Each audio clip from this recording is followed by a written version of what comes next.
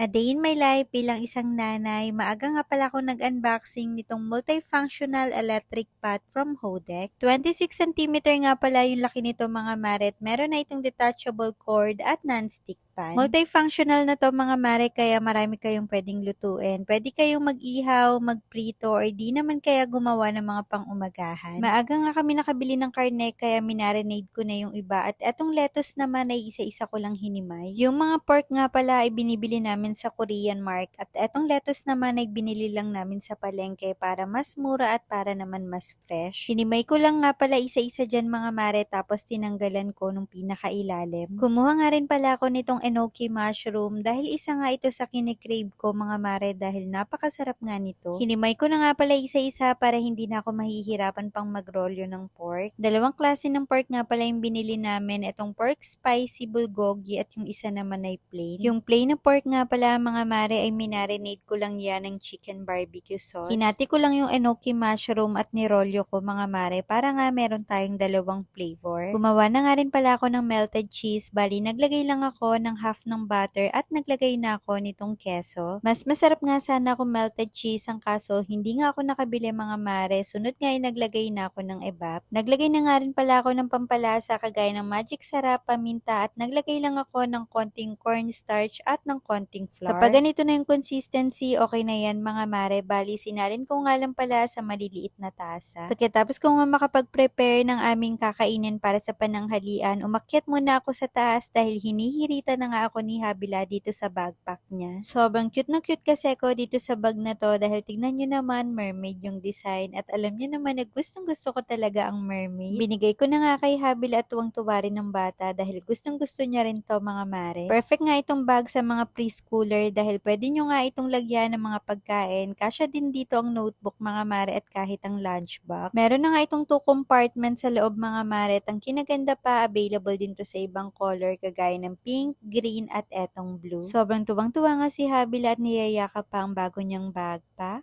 Pagkatapos ko nga makapag-unboxing, bumaba na ako para makapag-prepare na ng aming pananghalian. Kung nanonood nga kayo ng aking mga mini vlogs, alam nyo naman na sobrang hilig ko nga kumain ng mga Korean food. Madalas na nire-request ko rin kay Papa every time na nagde-date kami ay kumain nga kami ng sangyup. Pero dahil nga dito mga mare, pwedeng-pwede na kaming mag-date sa bahay. Napakaganda nga rin itong banding mga mare. Sakto nga meron kaming bisita, nandito ang ate at uwa. Kung kakain pa nga kami sa mga unlimited Korean resto na kung magkano ang aabutin, pero dito nga sa bahay ay relax ka na, busog ka pa. Char. Pagkatapos nga pala namin makakain ng pananghalian, iniwan muna namin si Habila at nagpasama nga ako kay Papa dahil meron nga rin akong kailangan bilhin sa Abenson.